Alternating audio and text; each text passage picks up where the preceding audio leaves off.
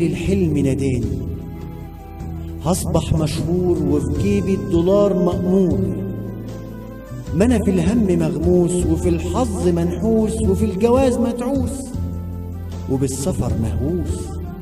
أنا خلاص هسافر ومن ورا الحكومة هآمر، يمكن أكون شاطر وأوصل إيطاليا مغامر، من غير فيزا هعافر وارجع معايا فلوس وفي البنك رصيد ملموس، وأشيل دفتر شيكات وابقى من البهوات. جات ساعة السكات والهروب بسكات، كانت أصعب اللحظات. اختفى عن عيني بيقول لي ادعيلي وفي عينيه الدمعات، ومشيت المركب وقلبي فوقيها يركب محملة العشرات. واختفت عن عيني يا عيني من فراق الإخوات.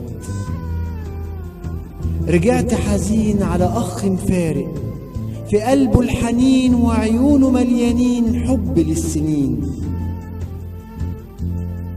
مر يوم والتاني سمعنا من تاني غرق للهربانين من الناس اللي عاوزين يكونوا مسافرين ومن غير فلوس دافعين للبلد اللي رايحين.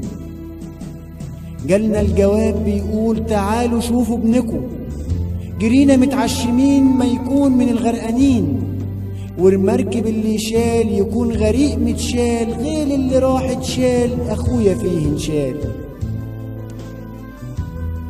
لقينا الجثث جايه على مركب كبيرة شوية، جرينا في وسطهم وعينينا في وشهم، بدعي ربنا ما يكونش منهم.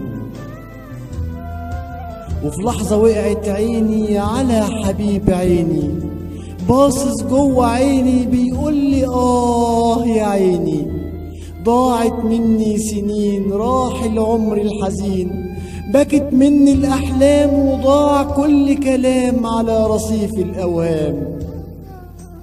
وفي لحظة أنا اتشليت على عمره وبكيت، وفي لحظة دعيت يا ريت ما راح يا ريت.